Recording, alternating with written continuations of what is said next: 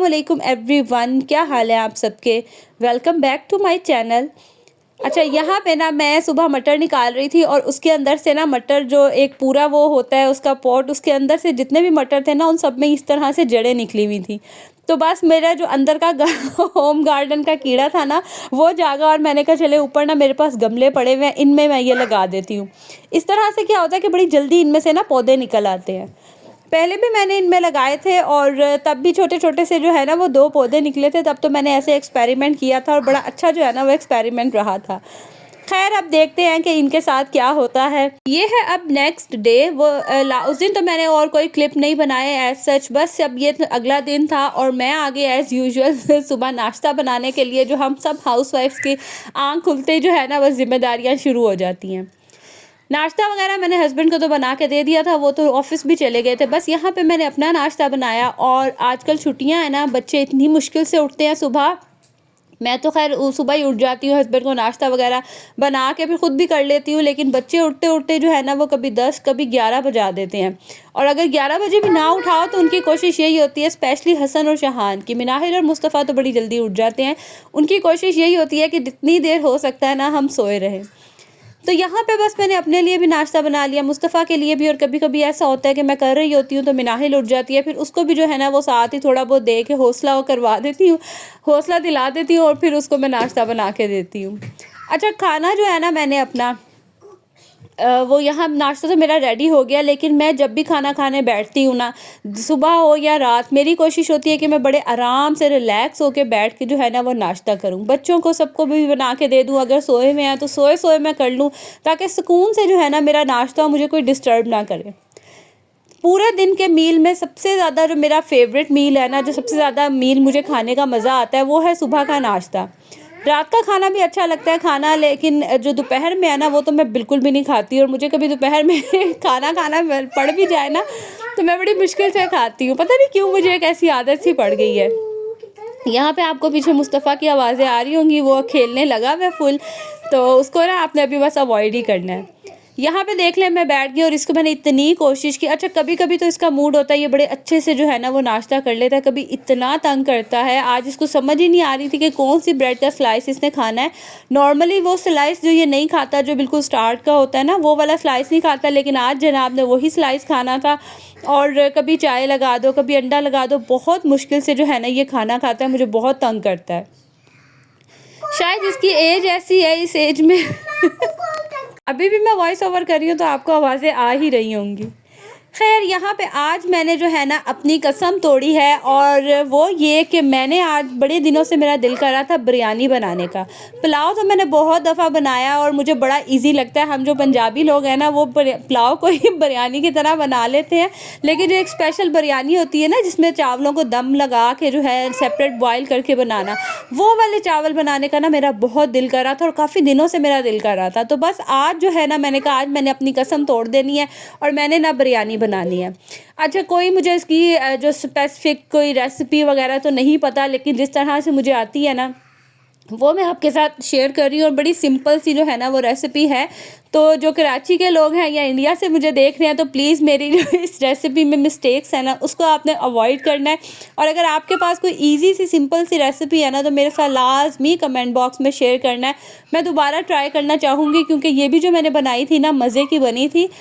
लेकिन अगर कोई कमी पेशी है तो आप मुझे कमेंट बॉक्स में ज़रूर बताइएगा, ताकि मुझे भी जो है ना अपनी गलतियाँ सुधारने का मौका मिल जाए और नेक्स्ट टाइम मैं इससे भी अच्छी बनाऊँ।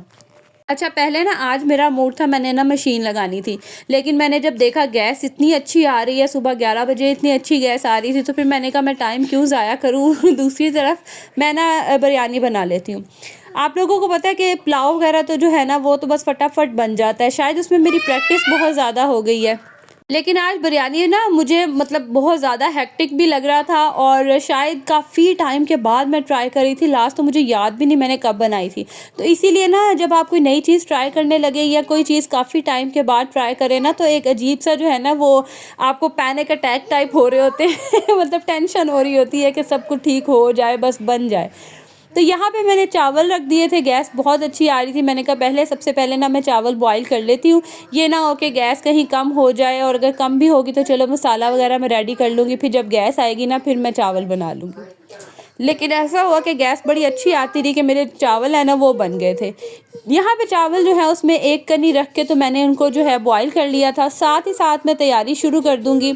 और यहाँ पे जो है ना अभी सुबह का ही टाइम था, 12 बजे का टाइम था, हेल्पर वगैरह भी नहीं आई थी, तो पीछे आपको रूम में जो है ना वो मेस नज़र आ ही रहा होगा। आज मैंने बाकी सारे काम छोड़ के ना बस मैंने कहा मैं सबसे पहले ना ये बना लेती हूँ। तो यहाँ पे मैंने पहले से थोड़े से प्याज जो है ना उनको फ्राई करके मैंने निकाल लिया था, आपको साइड पे पड़े हुए नज़र आ रहे होंगे। और दूसरा ये ऑयल डालने के बाद ना इसमें सबसे पहले जो है ना वो आलूओं को फ्राई करना था, वो मैं भूल ही गई। क्योंकि इस टाइम पे ना मुस्तफ़ा ने भी मुझे एकदम से इतना तंग करना शुरू कर दिया, उसने वॉशरूम भी जाना था। और भी जब आप कोई काम कर रहे हो ना तो बच्चों को ना आपकी कुछ ज़्यादा ही ज़रूरत हो जाती है। तो बस फिर फटाफट से जो है ना मैंने यहाँ पे प्याज ब्राउन किए और सेपरेट जो है ना मैंने चूल्हे पे फिर आलू रख दिए उनको फ्राई होने के लिए। और यहाँ पे ना जैसे ही प्याज थोड़े से ब्राउन होंगे तो इसके अंदर मैंने चिकन ऐड कर दिया।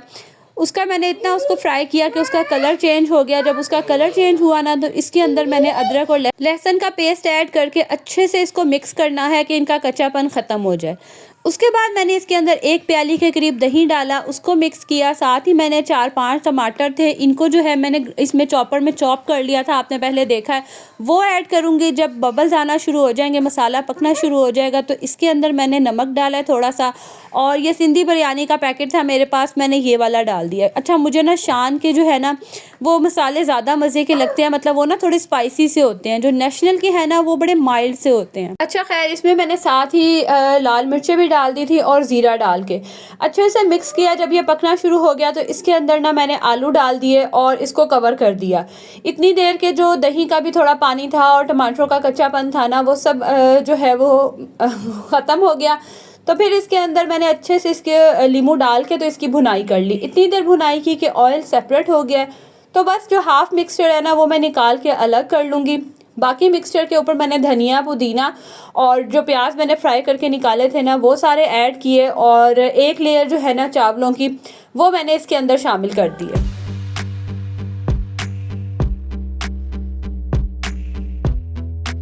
फर्स्ट लेयर लगाने के बाद जो मिक्सचर मैंने रखा था बाद में सेपरेट किया था, वो वाला सारा मिक्सचर मैं इसके ऊपर डाल दूँगी।